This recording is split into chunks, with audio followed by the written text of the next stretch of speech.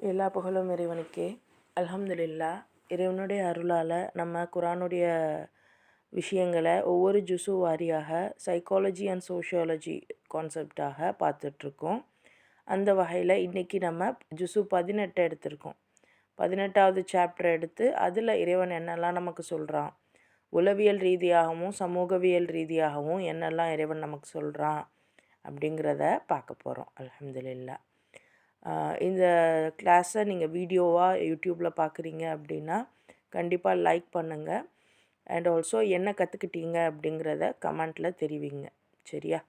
இதனால் மற்றவங்களுக்கு இது போய் சேரும் இன்ஷா அல்லாஹ். ஓகே. ஸோ ஜுசு 18ல் என்னென்ன சூறாக்கள் இருக்கும் அப்படின்னு பார்த்தோன்னா அல் முஃமினூன், அப்புறம் சூரா அன்னூர், சூரா ஃபுர்கான். இது 3 சூறாவையுமே இந்த ஜுசு உள்ளடக்கி இருக்குது. நம்ம ஒரு மனிதனுடைய உள்ளார்ந்த மனநிலை, அவனுடைய கட்டுப்பாடு, சமூக ஒழுக்கம், குடும்ப பாதுகாப்பு, இன்னும் பொய்யான குற்றச்சாட்டு, பணிவு, இந்த மாதிரியான கான்செப்டெல்லாம் இன்றைக்கி நம்ம பார்க்க போகிறோம். சைக்காலஜிக்கலாக என்ன விஷயம் அல்லாஹ் பேசுகிறான் அப்படின்னு பார்த்தீங்கன்னா, மாரல் டிசிப்ளின், செல்ஃப் ரெகுலேஷன், அதாவது சுய கட்டுப்பாடு. நமக்கு சுய கட்டுப்பாடுன்னொன்னே கொஞ்சம் பொறி தட்டி இருக்கணுமே. நம்மக்கிட்ட இந்த சுய கட்டுப்பாடு இருக்கா? எந்தெந்த விஷயங்களில், நம்மளுடைய சாப்பாடு விஷயத்தில், நம்மளுடைய பேச்சு விஷயத்தில், நம்மளுடைய பார்வை, நம்மளுடைய நடத்தை, எல்லாத்துலேயுமே நம்ம வயசு பிள்ளையாக இருக்கிற வரைக்கும் நம்ம அம்மா கொஞ்சம் சொல்லி நம்ம கொஞ்சம் கட்டுப்பாடோடு இருப்போம். நம்மளை சொல்கிறதுக்கு அம்மாவும் அத்தாவும் இருப்பாங்க. நம்மளை 2 அடியாவது அடிப்பாங்க. பட் இப்போ அம்மா அத்தா நம்மளை கண்டிக்க மாட்டாங்க. நம்மளை கண்டிக்கிறதுக்கு பெருசாக ஆட்கள் இல்லை. அப்படிங்கிறப்போ நம்மளுடைய கட்டுப்பாடு எப்படி இருக்குது? ஸோ இதை அல்லாஹ் சூரா அல் முஃமினூனில் நிச்சயமாக மூமீன்கள் வெற்றி பெற்றார்கள், அவர்கள் தொழுகையில் தாழ்மையுடன் இருப்பவர்கள், வீணானவற்றில் இருந்து விலகுபவர்கள். ஸோ நம்ம வெற்றி பெறணும் அப்படின்னா நம்மளுடைய தொழுகையில் சரியாக இருக்கணும். நம்மளுடைய ஐவேர தொழுகையோடு சேர்த்து நமக்கான வேலைகள், நம்மளோட வேலை என்ன இருக்குது, அந்த வேலையெல்லாம் ஒழுங்காக செய்யணும். நாளைக்கு செய்யலாம் அப்படின்னு நம்ம பிற்படுத்துகிறதாக இருக்கட்டும், இல்லை அதை செய்யாமல் விடுறதாக இருக்கட்டும், பொறுப்பாக இருந்து நம்ம செய்ய மாட்டோம். நான் எதுக்கு இதெல்லாம் செய்யணும் அப்படின்னு அசால்ட்டாக இருக்கிறோம். ஸோ இந்த மாதிரி நம்ம அதாவது நம்மளோட வேலையை கரெக்டாக செய்யணும். அதே சமயம் வீணானதுலேருந்து விலகி இருக்கணும். இதுதான் ரொம்ப முக்கியம். வீணானவற்றிலிருந்து விலகி இருக்கணும். அது என்ன வீணானது? அது சொல்லுவாங்கள்ல, நீ எடுக்கிறது எல்லாமே வீணானது தான்ற மாதிரி, எது யாருக்குமே பயன் தராதோ அது வீணானது தான். நான் நிறைய ஹதீஸ் கேட்குறேன், சரிம்மா ஹதீஸ் கேட்குறேன், மற்றது என்ன பண்ணுற? இல்லை நான் ஹதீஸ் மட்டும்தான் கேட்பேன். நான் 10 வகையாக சமைச்சு வைக்கணும். 10 வகையான சமையலும் ஒரு ஆளாக சாப்பிட போகிறாங்க? எவ்வளோ வேஸ்ட் ஆகும். ஸோ இந்த மாதிரி இன்னும் என்னென்ன விஷயங்கள், ஒரு குரூப்பாக சேர்ந்து எதையாவது பற்றி பேசிக்கிட்டே இருப்பாங்க. சம்பந்தமே இருக்காது அவங்க பேசுகிறது. அவங்கள பற்றி பேசுவாங்க, இவங்கள பற்றி பேசுவாங்க. ஸோ எந்தெந்த விஷயமெல்லாம் தேவை இல்லாமல் இருக்குதோ அது எல்லாத்தையும் விட்டு அவங்க ஒதுங்கி இருப்பாங்க. ஸோ இந்த சுய கட்டுப்பாடு அப்படின்னு வரும்போது இந்த ஃபோக்கஸ் தான் மிக முக்கியமாக கையில் எடுக்கணும். ஒரு விஷயமாக இருந்தாலும் அதில் தெளிவாக ஃபோக்கஸ் வைக்கணும். நம்ம என்ன பண்ணுறோம், யார் என்ன பண்ணுறாங்கன்னு பார்த்துட்டு அதே மாதிரி நானும் பண்ணணும்னு நினைக்கிறோம். அதிலிருந்து கொஞ்சம் மாறுபட்டு நமக்கு எது வேலையோ, நம்மளோட வேலை என்னவோ அதில் ஃபோக்கஸ் பண்ணணும். ஸோ இதுதான் ரொம்ப முக்கியம். நம்மளுடைய அந்த ஆசைகளை ஆசை நல்லது தான், ஆசையே படக்கூடாதுன்னு இல்லை. ஒவ்வொரு மனிதனும் ஆசைப்படக்கூடியவனாக தான் இருக்கான். ஆனால் அந்த ஆசை நலவுக்கா அப்படின்னு யோசிக்கணும். எனக்கு ஒரு விஷயத்து மேலே ஆசை இருக்குது, நான் அது மேலே ஆசைப்படுறதுனால எனக்கு நல்லது நடக்குமா, என்னோடய ஃபேமிலிக்கு நல்லது நடக்குமா, என் சொசைட்டிக்கு நல்லது நடக்குமா, அப்போனா அதை செய்யலாம். இல்லை அதனால் நான் கடன் தான் வாங்குவேன், அதிகமாக எனக்கு அது பாரமாக தான் ஆகப்போகுது அப்படின்னா அந்த ஆசையை கட்டுப்படுத்தணும். ஸோ மதிப்புள்ள இலக்குகளை வைக்கணும், இது ரொம்ப முக்கியம். ஒரு கோல், இன்றைக்கி நம்மக்கிட்ட கோல் இருக்கா, உங்களுக்கான கோல் என்னன்னு கேட்டால் சொல்ல தெரியுதா? என் பிள்ளைய படிக்க வைக்கணும், என் பிள்ளை நல்லபடியாக கட்டி கொடுக்கணும். சரிம்மா, இதெல்லாம் உங்கள் கடமைகள். உங்களுக்குன்னு இருக்கக்கூடிய இலக்கு என்ன, நீங்கள் செய்யக்கூடிய அச்சீவ்மெண்ட் என்ன, அப்படி அதை முதல்ல நீங்கள் உங்களுக்குள்ள கேட்டு பாருங்கள், சிந்திங்க. இன்றைக்கி கேட்டால் தான் அட்லீஸ்ட் நமக்கு ஒரு 6 மாதத்துலையாவது தெரிய வரும். நம்ம மனசில் நம்ம மவுத்தாக போகிற வரைக்கும் அந்த ஸ்பார்க் இருந்துக்கிட்டே இருக்கணும். ஒரு இலக்கு இருந்தால் தான் அதை நோக்கி நம்ம செயல்பட முடியும். இல்லாத பட்சத்துக்கு நம்ம சும்மாவே தான் இருப்போம். ஸோ இலக்கு அப்படிங்கிறது மதிப்புள்ள இலக்காக இருக்கணும், அதுவும் முக்கியம். வீடு கட்டணும், வீடு கட்டணும், சரி, எதுக்காக வீடு கட்டணும்? எல்லோரும் என்னை மதிக்கணும்னு. அதுக்காக வீடு கட்டக்கூடாது, இன்னும் யோசித்தபடி செய்யணும். ஸோ இப்போ வீடு கட்டுறோம் அப்படின்னா அதுக்கு அவ்வளோ செலவழித்து அவ்வளோ ஆடம்பரமாக நம்ம கட்டுவோம், கடன் வாங்கி எல்லாம். ஆனால் அந்த வீட்டினால நமக்கு என்ன பிரயோஜனம் அப்படின்னா, வீட்டில் நம்ம தங்கியிருப்போம், அவ்வளோதான். வருஷம் வருஷம் அதுக்காக நம்ம ரிப்பேரிங் ஒர்க்கு, டேக்ஸு இதெல்லாம் கட்டுவோம். சரி, அதுலேருந்து நமக்கு என்ன திருப்பி ரிட்டர்ன் கிடைக்க போகுது? அதெல்லாம் ஒன்றும் இல்லை. அப்போ வீடு கட்டி என்ன பிரயோஜனம்? அப்போ அதுக்குன்னு வீடு கட்டக்கூடாதுன்னு நான் சொல்லலை, இறைவன் பாதுகாப்பானாக. உங்களுடைய இது உங்களுக்கு கிடைக்கிறத வச்சு நீங்கள் நல்லபடியாக வீடு வாங்குங்க, கட்டுங்க. ஆனால் பொருளாதாரத்தை பற்றின கொஞ்சம் கூட அறிவு இல்லாமல் நம்ம யாருமே இன்னொருத்தவங்கள தொந்தரவு பண்ணக்கூடாது. நம்ம ஹஸ்பண்டை போட்டு வீடு கட்டணும், வாசல் கட்டணும், போங்க நீங்கள் போய் அங்கே போய் வேலை பாருங்கள், அது வெளிநாட்டுக்கு போங்க இப்படின்னு சொல்லக்கூடிய ஆட்கள்களை நம்ம பார்க்க முடியுது. அவர் உள்ளூரில் நல்ல நிம்மதியாக இருப்பார், அவரை போய் வெளிநாட்டுக்கு துரத்தி விடுறது போங்கன்னு. வெளிநாட்டில் அப்படியே நிம்மதியான வாழ்க்கை இருக்கிற மாதிரி. ஓகே, அப்போ இந்த மாதிரிலாம் நம்ம இலக்குகளை ஒரு சம்மந்தம் இல்லாமல் வைக்கக்கூடாது, ஒரு மதிப்புள்ள இலக்காக வைக்கணும். அந்த இலக்கு அந்த இலக்கை நான் அடையும் போது அதனால் எனக்கும் பிறருக்கும் பயன் கிடைக்கணும், இதுதான் முக்கியம். இந்த கான்செப்டை யோசித்து உங்கள் யோசனைகளை, உங்களுடைய இலக்குகளை நீங்கள் தான் நிர்வகிக்கணும், யாரும் உங்களுக்கு சொல்லித்தர மாட்டாங்க. சரியா? ஸோ இது ஒன்று. அப்புறம் செல்ஃப் கண்ட்ரோல். நம்மளுடைய கோவம், யாராவது நம்மளை மட்டம் தட்டும்போது நமக்கு வரும் பாருங்கள் கோவம், யாராவது நம்ம பேச்சை கேட்காதப்போ வரும் பாருங்கள், அதுவும் நம்ம பொறுப்பில் உள்ளவங்க, நம்ம குழந்தைகளாக இருக்கட்டும், நம்ம கணவராக இருக்கட்டும். கணவரும் நம்ம பொறுப்பில் உள்ளவர் தான், நம்ம தான் பார்த்துக்கிறோம். அப்போது இப்படி நம்ம பொறுப்பில் உள்ளவங்க எல்லாருமே நம்ம பேச்சை கொஞ்சம் மீறும்போது நமக்கு அப்படி ஒரு கோவம் வருது. இல்லைன்னா நம்ம அவங்க மேலே கோச்சிக்கிட்டு நம்ம ரொம்ப அந்த வரம்பு மீறி அவங்கள நோகடிக்கிறோம். அப்போ அங்கேருந்து நம்ம கட்டுப்பாடோடு இருக்கணும். இவ்வளோ கோவம் ஆகுமா, இந்த கோவம் தகுமா, இவங்க அவ்வளோ பெரிய தப்பாக பண்ணியிருக்காங்க, கொஞ்சம் தப்புக்கு கொஞ்சம் கோவம், பெரிய தப்புக்கு பெரிய கோவம், இப்படி தான் நம்ம யூஸ் பண்ணணும். ஸோ அதை நம்ம கட்டுப்பாடோடு இருக்கணும். அப்புறமேட்டு நம்மளுடைய மனநலத்தில் பார்த்திங்க அப்படின்னா, நம்மளுடைய அந்த சைக்காலஜியில் எந்த அளவுக்கு மென்டல் ஹெல்த் நல்ல முன்னேற்றம் அடையுதோ அந்த அளவுக்கு ஒரு மனுஷன் செல்ஃப் டிசிப்ளினோடு இருப்பான், இதுதான் ரொம்ப முக்கியம். ஸோ ஒரு வெற்றி, எனக்கு சக்ஸஸ் வேணும் அப்படின்னா என் மைண்டு ரொம்ப நிதானமாக இருக்கணும், என் மனசு நிம்மதியாக இருக்கணும், அப்போ தான் என்னால் கட்டுப்பாடோடு இருக்க முடியும். கட்டுப்பாடோடு இருக்கும்போது என்னுடைய ஸ்கில்ஸ் டெவலப் ஆகும். சரியா? ஸோ இந்த ஒரு விஷயத்தை ரப்பு சொல்லி கொடுக்குறான்.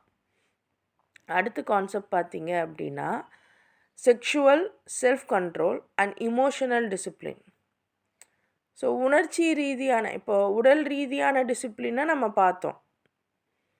நம்ம சரியான முறையில் நடந்துக்கிறது, சரியான இலக்குகளை வைக்கிறது, இதெல்லாம் பார்த்தோம். இன்னும் வந்து நம்மளுடைய உணர்வுகளை பாதுகாக்கணும். 23வது அத்தியாயம் 5லேருந்து 7 வரைக்கும் எல்லாம் சொல்லுவான். அவர்கள் தங்களுடைய மன இச்சைகளை பாதுகாப்பவர்கள். ஸோ இன்றைக்கி அதிகமாக பார்த்தீங்க அப்படின்னா மன இச்சைகள் அப்படிங்கிறது வந்து பெண்களுக்கும் சரி ஆண்களுக்கும் சரி ரொம்ப முக்கியமான ஒரு விஷயமாக இருக்குது. அதில் டிசிப்ளின் அப்படிங்கிறது எவ்வளோ முக்கியம் அப்படின்னு பார்த்தீங்கன்னா, ஒன்று அந்த நம்மளுடைய அந்த அதாவது மனதில் ஏற்படக்கூடிய அந்த காம உணர்வுகளை, அதாவது திருமணத்துக்கு பிறகு உள்ள விஷயத்தை நான் பேசிகிட்டு இருக்கேன். ஸோ நம்ம மனசுக்கு ஏற்படக்கூடிய அந்த காம உணர்வுகளை சில அதாவது ரொம்ப அருவருப்பாக பார்க்குறாங்க. இல்லைன்னா அந்த திருமணத்துக்கு பின்னாடி அருவருப்பாக பார்க்குறாங்க, திருமணத்துக்கு முன்னாடி ரொம்ப ஆர்வமாக பார்க்குறாங்க. இது ரெண்டுமே தப்பு. ஸோ காம உணர்வு அப்படிங்கிறது வந்து சரியான முறையில் கையாள வேண்டிய ஒரு விஷயம். ஸோ அதை வந்து ரப்பு தெளிவாக சொல்லித்தருவான். ஸோ இந்த உணர்வுகளை நம்ம சரியாக கையாளலை அப்படின்னா நமக்கு மிகப்பெரிய பிரச்சனைகள் வரும். அப்போது ஒரு கணவன் மனைவி அப்படின்னு வரும்போது இவங்க 2 பேர்த்துக்கிட்டையும் அந்த உணர்வு வந்து இருக்கணும். அதே சமயம் ஒரு கணவனுக்கு வேறு ஆட்கள் மீதும் மனைவிக்கு வேறு ஆட்கள் மீதும் இருக்கிறதுங்கிறது கூடாது. அதே சமயம் அந்த கணவன் தன்னுடைய மனைவி கிட்ட அதை காமிக்கலைன்னாலும், ஒரு மனைவி தன்னுடைய கணவன்கிட்ட அதை காமிக்கலை, அதை வெளிப்படுத்தலை அப்படின்னாலும் வீடுகளில் பிரச்சனை வரும். உணர்ச்சிகளை யாருக்கிட்ட காமிக்கணும், யாருக்கிட்ட காமிக்கக்கூடாதுன்னு இருக்குது. ஸோ இது இப்போ காமிக்கலை, நான் வெளியில் நல்லவனாக தான் இருக்கேன், ஓகே. பட் வீட்டுக்குள்ளே உங்களுடைய குடும்பத்தில் அல்லாஹ் என்ன சொல்லியிருக்கான், அதுபடி நீங்கள் செய்யலைன்னா உங்களுக்கு என்ன நடக்கும்? ஏன்னா இன்றைக்கி நிறைய குடும்பங்களில் கணவன் மனைவியை மதிக்கிறதில்ல, மனைவிக்கு தேவையான இந்த விஷயங்களை தர்றதில்ல. அதே மாதிரி மனைவி கணவனை மதிக்கிறதில்ல, கணவனுக்கு தேவையான இந்த தனிப்பட்ட ப்ரைவேட்டான விஷயங்களை தர்றதில்ல. குழந்த பெருசாயிருச்சு, குழந்தைங்க வீட்டுக்குள்ளே இருக்குது, இப்படி ஏதோ காரணத்தை வச்சு நம்ம வந்து மறுக்கிறோம். சொல்லுவாங்க, குழந்தைங்கள வந்து தனியாக படுக்க வச்சிடணும், குழந்தைங்க தனியாக, பேரண்ட்ஸ் தனியாக படுக்கணும்னு. பட் சில வீடுகளில் ஒரு ரூம் தான் இருக்கும், ஒன்றும் பண்ண முடியாது.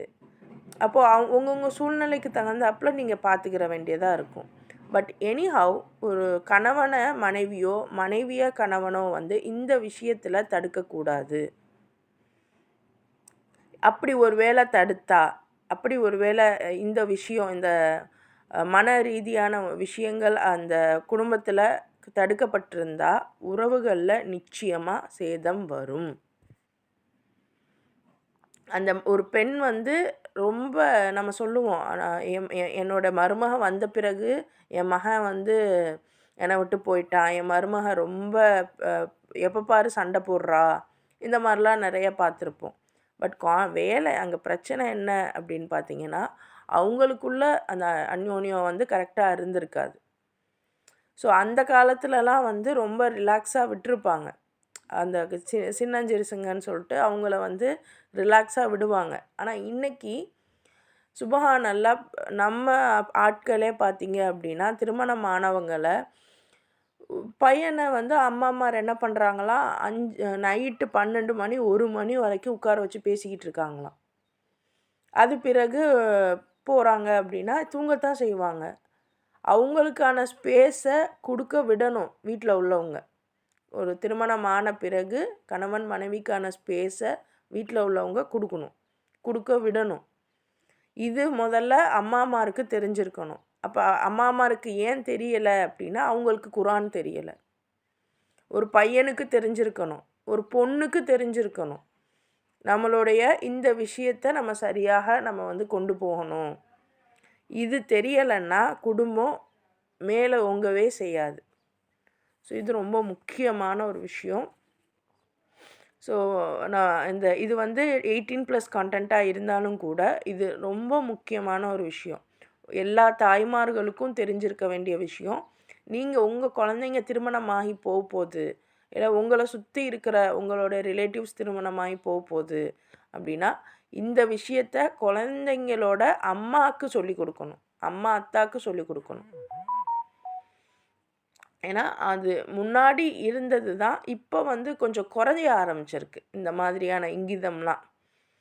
அவங்களுக்கான ஸ்பேஸை வந்து இந்த சமூகம் கொடுக்கறதில்ல.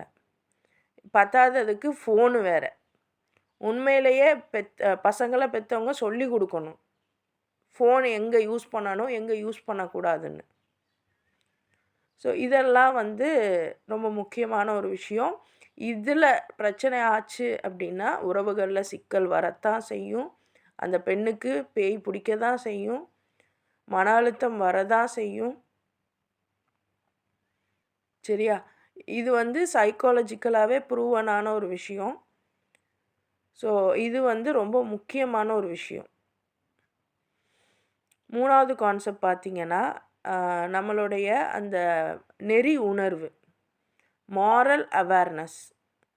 அவர்கள் தங்கள் இறைவனை பற்றி பயந்து நன்மை செய்ய விரைவுபடுகிறார்கள். அதாவது அல்லாஹ் ஒருத்தன் இருக்கான், அவன் நம்மளை கேள்வி கேட்பான் அப்படிங்கிற மாதிரியான ஒரு ஒரு நல்ல விதமான பயத்தின் காரணமாக அவங்க நல்லது செய்ய ஆரம்பிப்பாங்க. ஸோ இந்த மாதிரி நேர்மையான மனநிலை பார்த்திங்க அப்படின்னா நம்மளுடைய தவறுகளை திருத்த முயற்சி செஞ்சு நம்மளுடைய க்ரோத் மைண்ட் செட்டுக்கு உதவி செய்யும். ஸோ இந்த ஹெல்த்தியான கில்ட் ஃபீல் வந்து முக்கியம்தான். இப்போ எனக்கெலாம் வந்து அத்தா திட்டுவாங்களே அப்படின்னு தான் வீட்டுக்கு கூட்டுவேன். அத்தா மதியத்தில் தூங்குனா திட்டுவாங்க அப்படின்னு மதியம் தூங்க மாட்டேன். ஸோ இது வந்து நல்லது.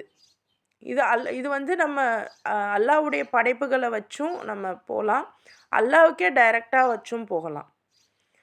நம்ம வந்து அல்லாஹ்க்கு மட்டும்தான் பயப்படணும், அல்லாஹ்வுடைய படைப்புகளை பயப்படக்கூடாது அப்படின்னா நம்ம வந்து ரொம்ப திமிருத்தனம் உடையவர்களாக மாறிடுவோம். நமக்கு மேலே, அதாவது நம்ம யார் கைவசம் இருக்கிறோமோ அவங்களுக்கு நாம் அதாவது இவங்க நம்மளை ஏதாவது சொல்லுவாங்களோ அப்படிங்கிற அந்த பய உணர்வு நம்மளை நல்லது செய்ய வைக்குது அப்படின்னா அந்த பய உணர்வு நல்லது, அந்த பய உணர்வு வேணும். மாமியார் இப்போ வீட்டை இவ்வளோ மோசமாக வச்சுருக்கோமே, மாமியார் வந்தால் திட்டுவாங்க அப்படின்னு அந்த ஒரு பயத்தில் நம்ம வீட்டை வந்து க்ளீன் பண்ணுறோம்ல. ஸோ அப்போ இது வந்து ஓகே, அட்லீஸ்ட் நமக்கு ஒரு நல்ல செயலை செஞ்சுட்டோம். அதுக்குன்னு என்னுடைய கணவரோட இருக்கிறப்பெல்லாம் என் மாமியார் திட்டுவாங்கன்னு பயப்படலாமா? அது கூடாது. எதுக்கு பயப்படணும், எதுக்கு பயப்படக்கூடாதுன்னு ஒன்று இருக்குது. சரியா? அப்போது எதுக்கு வந்து ஒரு ஒரு பொருளை வச்சு நம்ம அதுக்கு பயந்து ஒரு நல்லது செய்கிறோம் அப்படின்னா அது தகும், அப்படி தான் செய்யணும் அப்படின்னா எல்லாம் சொல்லித்தரான். 4வது பார்த்திங்கன்னா ஈகோ சைக்காலஜி. அருளாளனின் அடியார்கள் பூமியில் பணிவுடன் நடக்கிறார்கள். ஹியூமிலிட்டி, அந்த பணிவு. அல்லாஹ்வுடைய அடியார்கள் அப்படின்னா அவங்க வந்து பணிவோடு இருப்பாங்க. ரொம்ப முக்கியம். நமக்கு எவ்வளோ தெரிஞ்சிருந்தாலும் சரி, எவ்வளோ பெரிய ஆட்களாக இருந்தாலும் சரி, எவ்வளோ பணம் படைத்தவர்களாக இருந்தாலும் சரி, எல்லாரையும் நம்ம சமமாக தான் யோசிக்கணும். எல்லாருக்கு முன்னாடியும் தன்மையாக தான் நம்ம நடந்து கொள்ளணும். சரியா? ஸோ இந்த ஒரு விஷயம், இந்த தன்மையாக நம்ம இருந்தோன்னா உறவுகளோடு நம்ம நல்ல முறையில் இருந்துக்கிடலாம். நம்மக்கிட்ட அதிகமாக பிரச்சனைகள் வராது. இதுக்கு தேவை வந்து அதிகமான இமோஷனல் இன்டெலிஜென்ஸ். ஒரு கூட்டத்தில் ஒருத்தவங்க எப்போ பாரு தொண்ணன்னு பேசுகிறாங்க, அவங்க எனக்கு எல்லாமே தெரியும்னு பேசிக்கிறாங்க. அவங்க புத்திசாலியா இல்லை அமைதியாக இருப்பாங்க? அவங்க புத்திசாலியா அப்படின்னு பார்த்தீங்கன்னா அமைதியாக இருக்கிறவங்க தான் புத்திசாலி. தொணன்னு பேசுகிறவங்க 2 நாள் பேசுவாங்க. 3வது நாள் பேச தெரியாமல் ஏதாவது பேசி மாட்டிப்பாங்க. அவங்களுக்கு ஏதாவது ஒரு பிரச்சனையில அவங்க வாயே கொண்டு வந்து கொடுத்துரும். ஆனால் அமைதியாக இருக்கிறவங்க எவ்வளோ நாளும் அந்த அமைதியாவோடையே இருப்பாங்க. ஆனால் அவங்கக்கிட்ட ஏதாவது ஒரு பிரச்சனைன்னு போய் நின்னீங்கன்னா அழகா உங்களுக்கு சார்ட் அவுட் பண்ணி கொடுத்துருவாங்க. அப்போது விஷயம் என்ன அப்படின்னா, தன்மையாக இருக்கணும், பணிவாக இருக்கணும். இதுதான் உயர்ந்த மனநிலை. எனக்கு எல்லாமே தெரியும், எனக்கு தெரியாததா இங்கே உங்களுக்கு தெரிய போகுது அப்படிங்கிற எண்ணத்தோடு நம்ம ஒரு இடத்துல இருக்கோம் அப்படின்னா நம்ம ஈஸியாக தோற்கடிக்கப்படுவோம். சோஷியாலஜிக்கல் கான்செப்ட்ஸில் பார்த்தீங்க அப்படின்னா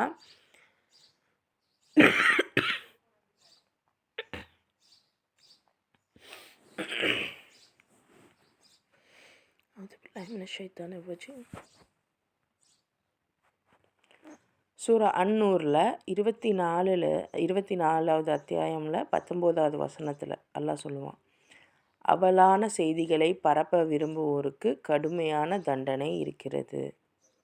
அதாவது தேவையற்ற செய்திகளை. ஸோ பப்ளிக் எத்திக்ஸ்னு ஒன்று இருக்குது, சோஷியல் மொராலிட்டின்னு ஒன்று இருக்குது.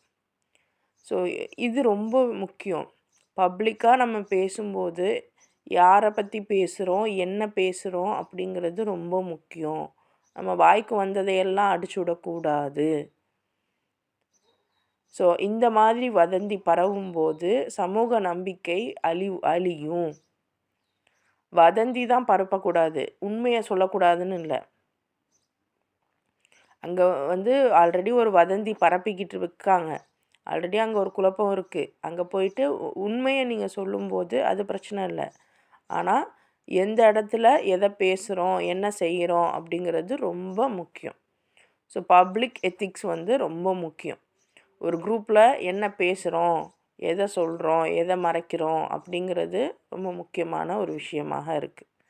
இப்போ நான் இந்த குரூப்பில் இருக்கோம், இத்தனை பேர் இருக்கோம், திடீர்னு இவங்க என்ன பண்ணாங்க தெரியுமா அப்படின்னு நீங்கள் ஒருத்தவங்களை பற்றி இன்னொருத்தவங்க பொதுவாக போட்டு உடச்சிட்டிங்க அப்படின்னா அது எவ்வளோ மோசமான விளைவை ஏற்படுத்தும். ஸோ அந்த மாதிரி தான் எங்கே எப்படி நடந்துக்கிறணும் அப்படிங்கிறது இருக்குது. தேவையில்லாத வதந்திகளை நம்ம பரப்பும்போது கடுமையான தண்டனை உண்டு. வாட்ஸ்அப்பில் வர்ற செய்தி அல்லாஹ் அக்பர். ஃபேஸ்புக்கு இன்றைக்கி அதிகமாக இந்த குரூப்பில் இருக்கிறவங்க மோஸ்ட்லி ஃபேஸ்புக், யூடியூப் பார்ப்பீங்க. ஃபேஸ்புக், யூடியூப்லலாம் பார்க்குறது அம்பட்டுமே போய் தான் அப்படி இருக்குது. அதையுமே நீங்கள் நம்பிகிட்ருப்பீங்க. ஸோ அந்த மாதிரி இந்த எத்திக்ஸ் ரொம்ப முக்கியம். இது ஜேர்னலிசம்லேயே எத்திக்ஸ் இருக்குது, உண்மையை தான் சொல்லணுன்னு தான் இருக்குது. ஆனாலும் அவங்க பொய்யை உண்மையாக சொல்லிடுவாங்க. உண்மை போலவே சொல்லிடக்கூடிய சொசைட்டியில் தான் நம்ம இருக்கோம். பட் நம்ம அப்படி இருக்கக்கூடாது. 2வது கான்செப்ட் பார்த்திங்கன்னா ப்ரைவசி, பர்சனல் பவுண்ட்ரி. இதுக்கு நாம் கட்டுப்பட்டு தான் ஆகணும். எனக்கு ப்ரைவசி வேணும்னு நினைக்கிற நாம் மற்றவங்களுக்கும் ப்ரைவசி வேணும் அப்படின்னு நம்ம ஒருபோதும் நினைக்க மாட்டோம். விஷயம் என்னன்னு பார்த்தீங்கன்னா, அல்லாஹ் 27வது வசனம் 24வது அத்தியாயத்தில் சொல்கிறான், மற்றவங்களின் வீடுகளில் அனுமதி இல்லாமல் நுழையாதீர்கள். ஸோ இது வீட்டுக்குள்ளே போகிறதுக்கு மட்டும் இல்லை, எல்லாத்துக்குமே. ஸோ இன்றைக்கெல்லாம் எங்கேயாவது நீங்கள் போகிறீங்க அப்படின்னா, யார் வீட்டுக்காவது போகிறீங்க அப்படின்னா நம்ம முன்கூட்டியே அவங்களுக்கு தகவல் சொல்லிட்டு தான் போகணும். இது ஒரு பேசிக் எத்திக். இல்லை எமர்ஜென்சி போகிற வழியில் பார்க்க போகிறீங்க அப்படின்னாலும் கூட, அதுவும் நல்ல ஞாபகம் இருக்குது, எங்கள் உஸ்தாபி சொல்லி கொடுத்துருக்காங்க. அந்த சைடில் நின்றுட்டு கதவை தட்டணுமா. ஏன்னா நேராக கூட நிற்கக்கூடாதான், நின்னா அவங்களுக்கு சங்கடமாக இருக்கும்னு சொல்லிட்டு சைடில் நின்றுட்டு கதவை தட்டணும் அப்படி சொல்லி கொடுத்தாங்க. லைக் அந்த மாதிரி ஒரு சைடாக தான் நம்ம இருக்கணும். இது வீட்டுக்குள்ளே போகிறதுக்கு மட்டும் கிடையாது, அவங்களுடைய வாழ்க்கையிலையுமே. அவங்களோட பிரச்சனை என்னன்னு துருவி நம்ம கேட்டுக்கிட்டே இருப்போம். நம்ம கேட்டு என்ன செய்ய போகிறோம்? யாருடைய பிரச்சனையையும் கேட்டு நம்ம என்ன செய்ய போகிறோம்? ஏன் ஒரு மாதிரி இருக்க? ஏன் உன் முகமே சரியில்லை? இவங்க வீட்டில் எப்படி உன்னை வச்சுக்கிறாங்க? இந்த மாதிரியான கேள்விகள் நம்ம அதிகமாக நம்மளை சார்ந்தவங்க கிட்ட நம்ம கேட்போம். இப்போது இந்த மாதிரிலாம் அவங்களுடைய பர்சனல் விஷயத்துக்குள்ளே நம்ம உள்ளே போகவே கூடாது. அவங்களுக்குன்னு பர்சனல் இருக்கும். பர்சனல் பவுண்ட்ரிஸ் இருக்கும். என்னோட மக தானே, என்னுடைய ஃப்ரெண்டு தானே, என்னுடைய அம்மா தானே, யாராக இருந்தாலும் சரி, ரொம்ப ஒருத்தவங்களுடைய அந்த பர்சனல் விஷயங்களை துருவி துருவி நம்ம கேட்கக்கூடாது. அவங்களுடைய பர்சனலை நம்ம மதிக்கணும். நம்ம நினைப்போம், அவள் எல்லாத்தையுமே மறைக்கிறா, நான் இனிமேல் அவள்கிட்ட பேச மாட்டேன். அவள் பர்சனலை நம்மக்கிட்ட சொல்லலைன்னா நம்ம அவள்கிட்ட பேசக்கூடாதா? பர்சனலை மதிக்கணும் நம்ம. அவங்களுடைய தனிப்பட்ட விஷயங்களை நம்ம துருவி ஆராயக்கூடாது. அதை பற்றி கேட்கவும் கூடாது. அதை வெளிப்படுத்தணும்னு நினைக்கவும் கூடாது. ரொம்ப ஒரு கட்டத்துக்கு மேலே ரொம்ப உயிருக்கே ஆபத்து அந்த மாதிரியான நிலை ஆயிடுது. அவளுக்கு கை கால்லாம் அடிபட்டிருக்கு. ஸோ இந்த மாதிரி உங்களுக்கு தெரியும்ல, டேஞ்சராக இருக்குது அந்த இடம் அப்படின்னா, அப்போ நீங்கள் என்ன ஏதுன்னு விசாரிக்கிறதுல உங்கள் மேலே பிழை இல்லை. ஆனால் சும்மா வீட்டில் நடக்கிற சின்ன சின்ன விஷயத்துக்கெல்லாம் போய் துருவி துருவி கேட்டு அவளையே மனசை நம்ம தான் சரியோ அவங்கெல்லாம் தப்போ அப்படின்னு நினைக்கிற அளவுக்கு நம்ம ஒரு அட்வைஸை கொடுத்துட்டு வந்துடுவோம். பட் உண்மை என்னென்னா, அவங்க ஃபேமிலிக்குள்ளே அவங்க பார்த்துப்பாங்க. நம்ம நினைப்போம் அவளுக்கு ஒன்றும் தெரியாது, அப்படிலாம் கிடையாது.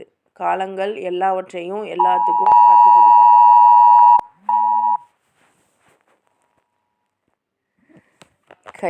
அப்போது நம்மளுடைய அந்த பர்சனல் பவுண்ட்ரிஸை நம்ம மதிக்கணும். அவங்களுக்கும் அந்த பர்சனல் பவுண்ட்ரிஸை கொடுக்கணும். சரியா? மிக முக்கியமாக கணவன் மனைவிக்கு கொடுத்தே ஆகணும். அவங்க 2 பேரும் தனியாக எங்கேயாவது போக நினைப்பாங்க. அந்த மாதிரிலாம் கொஞ்சம் அவங்களுக்குன்னு ஸ்பேஸு வீட்டில் உள்ளவங்க கொடுக்கணும், விடணும். ஸோ இதெல்லாம் ரொம்ப ரொம்ப பேசிக்கான ஒரு விஷயம். இதெல்லாம் கூடமா அல்லாஹ் குர்ஆனில் சொல்கிறான். இதைத்தான் மெயினாக சொல்கிறான். இதெல்லாம் நம்ம பொம்பளைங்களுக்கு தெரியாததுனால தான் சுபஹானல்லாஹ் இன்னைக்கு எக்கச்சக்கமான குடும்ப பிரச்சனைகள். யாருமே நிம்மதியாக இருக்க முடியலை. என்ன ரீசன்னா, குர்ஆன் தெரியலை. இத்தனைக்கும் அவங்கெல்லாம் குர்ஆன் ஓதக்கூடியவர்களாக இருப்பாங்க. 5 வேளை தொழுகையை தொழுகக்கூடியவராக இருப்பாங்க. ஜக்காத்து, நோன்பு எல்லாமே வைப்பாங்க. ஆனாலும் மருமகளை கஷ்டப்படுத்துவாங்க, மகனையும் கஷ்டப்படுத்துவாங்க, இல்லைன்னா அவங்களே கஷ்டப்பட்டுக்கிருவாங்க. அப்போ என்ன அப்படின்னா, குர்ஆன் தெரியலை, அல்லாஹ் என்ன சொல்கிறாங்கிறது தெரியலை. அல்லாஹ் சொல்லிட்டான், அல்லாஹ் என்னை இப்படி தான் இருக்க சொல்கிறான், அவங்களுடைய விவகாரத்தில் என்னை தலையிடக்கூடாதுன்னு சொல்லியிருக்கான். நான் தலையிட மாட்டேன், அவங்க எப்படியோ போட்டோம் அப்படின்னு நம்ம வேலையை பார்த்துட்டு நம்ம இருந்துட்டோம்னா நமக்கு எந்த பிரச்சனையுமே இருக்காது. குர்ஆனுடைய கல்வி அந்தளவுக்கு முக்கியமான ஒன்று. அடுத்து பார்த்திங்கன்னா, ஃபால்ஸ் அக்குசேஷன் அண்ட் ரெப்புடேஷன் ப்ரொடெக்ஷன். அதான் நம்ம சாதுவான பெண்களை அமைதியாக இருக்கிறாங்கன்னு சொல்லிட்டு அவங்களையே குற்றம் சாட்டிக்கிட்டே இருக்கிறது. ஸோ அல்லாவே சொல்கிறான், சாதுவான பெண்களை குற்றம் சாட்டுவோர் சாட்சி கொண்டு வரணும். யாரை நீங்கள் குற்றம் சாட்டினாலும் சாட்சி இல்லாமல் நீங்கள் குற்றம் சொல்லவே முடியாது. ஸோ இது சோஷியல் ஜஸ்டிஸ் சிஸ்டமாகவே பார்க்கப்படுது. இப்போது நம்மளையே யாராவது நீ இந்த தப்பு பண்ண அந்த தப்பு பண்ண அப்படின்னு சொல்கிறாங்கன்னா, நமக்கே தெரியும் நம்ம தப்பு பண்ணோமா இல்லையான்னு. அப்படி பண்ணாத தப்புக்கு சொல்லும்போது நீ சாட்சியை சொல்லு, இதுக்கு ஆதாரம் காமி அப்படின்னு கேட்க வேண்டியது தான். பிகாஸ் அல்லாவே சொல்கிறான், எந்த பெண்கள் மேலேயோ யார் மேலேயோ, பெண்களோ ஆண்களோ, குற்றம் சொல்கிறீங்கன்னா சாட்சி இல்லாமல் சொல்லக்கூடாது. அடுத்து community standards and social order. ஆண்கள் தங்கள் பார்வையை தாழ்த்த வேண்டும், பெண்களும் தங்கள் மரியாதையை பாதுகாக்க வேண்டும். ரொம்ப முக்கியம். அதிகமாக ஹிஜாபை பற்றி நம்ம பேசுகிறோம். நம்மளுடைய பெண் குழந்தைகளை நல்ல முறையில் நம்ம நடந்துக்க வைக்கிறோம். ஆனால் நம்மளில் எத்தனை பேர் நம்ம ஆண் பசங்களை சரியான உடை உடுத்த வைக்கிறோம்? சரியான பார்வையை பார்க்க சொல்லி கொடுக்குறோம். அவனுக்கு அவங்க அத்தாவும் சொல்லித்தர மாட்டார், அம்மாவும் சொல்லித்தர மாட்டீங்க. அவன் எங்கே தான் கற்றுக்குருவான் அதை? ஃப்ரெண்ட்ஸு தப்பான விஷயத்தை தான் அதிகமாக சொல்லித்தராங்க. அப்போது ஒரு ஆணுடைய ஹிஜாபை சொல்லி கொடுக்கணும். அதான் நீ இதுக்கு இப்போ அதிகமாக ட்ரௌசர்ஸ் போட்டுட்டு சுற்றுறாங்க நம்ம பசங்க. கைலி கட்டிக்கிட்டு இருந்த பசங்க இன்றைக்கி கைலி கட்டுறதெல்லாம் கிடையாது, ட்ரௌசர்ஸ் போட்டுட்ருக்காங்க. ஸோ ட்ரௌசர்ஸ் டைட்டாக, அது ஹெல்த்துக்கு எவ்வளோ டேஞ்சர் தெரியுமா? அது டைட்டான ட்ரௌசர்ஸு. அப்போது எது சரியான உடை அப்படிங்கிறது ஆண்களுக்கும் நம்ம சொல்லிக் கொடுக்கணும். பார்வையை தாழ்த்தி நடக்கணும்னு சொல்லி கொடுக்கணும். யாரையும் பார்த்து கிண்டல் பண்ணக்கூடாது. ஏன்னா நல்லா யோசிச்சு பாருங்கள், எந்த ட்ரெஸ்ஸு யார் போட்டு போனால் என்ன? இப்போ பையன் நீ வந்து எதுவும் கண்டுக்கக்கூடாதா, நீ உன் வேலையை பார்த்துட்டு வரணும், யாரையும் எதுவும் சொல்லக்கூடாது, இந்த மாதிரி தானே நம்ம சொல்லணும். இன்ஃபேக்ட் நம்ம அதிகமான பிரச்சாரங்கள் பசங்களை நோக்கி தான் இருக்கணும்.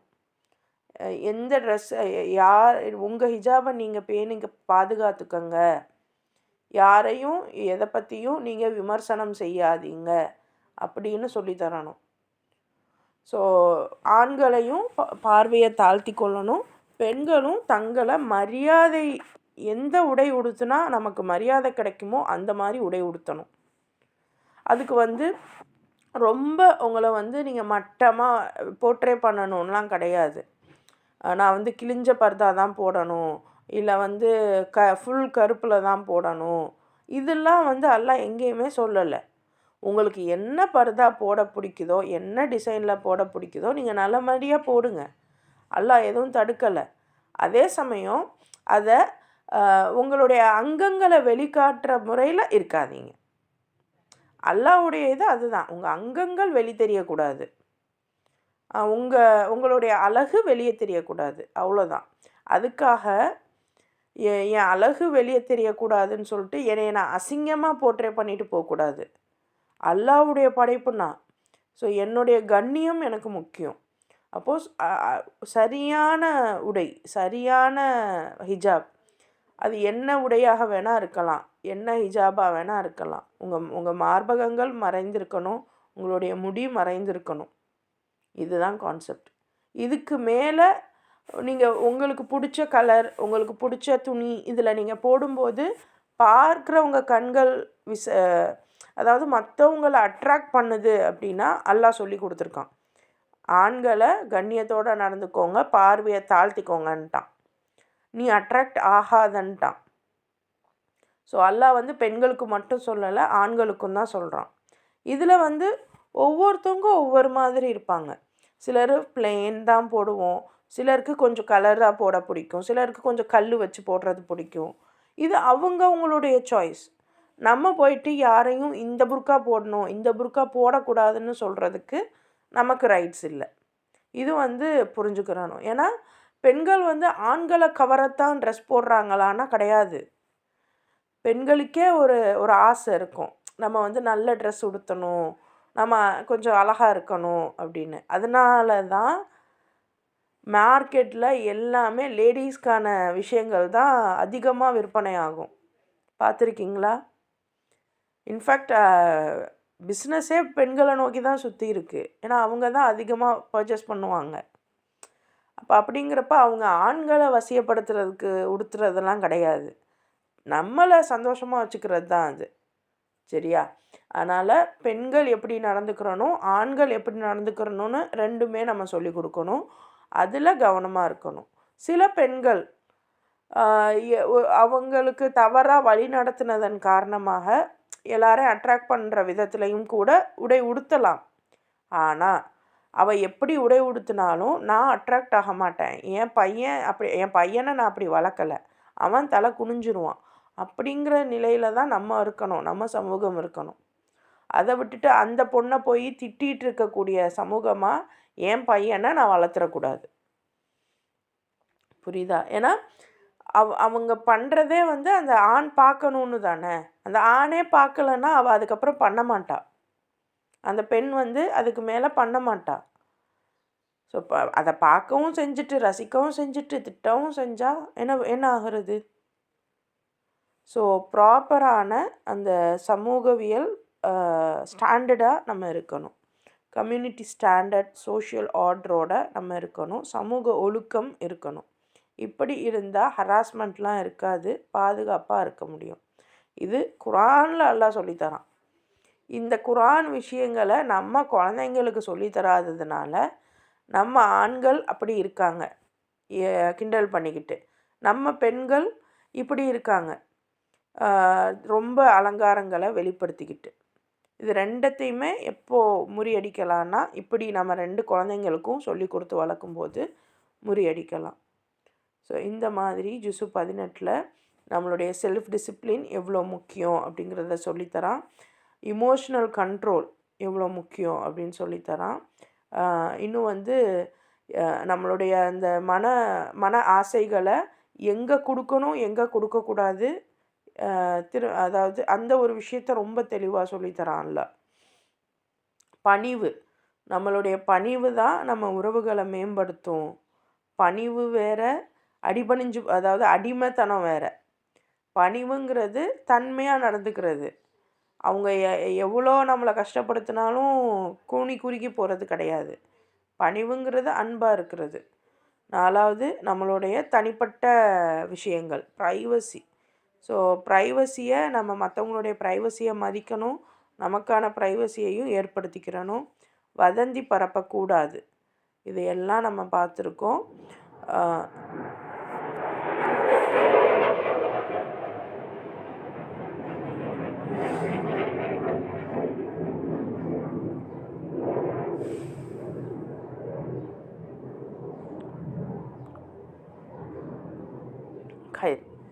அப்போது இதெல்லாம் இந்த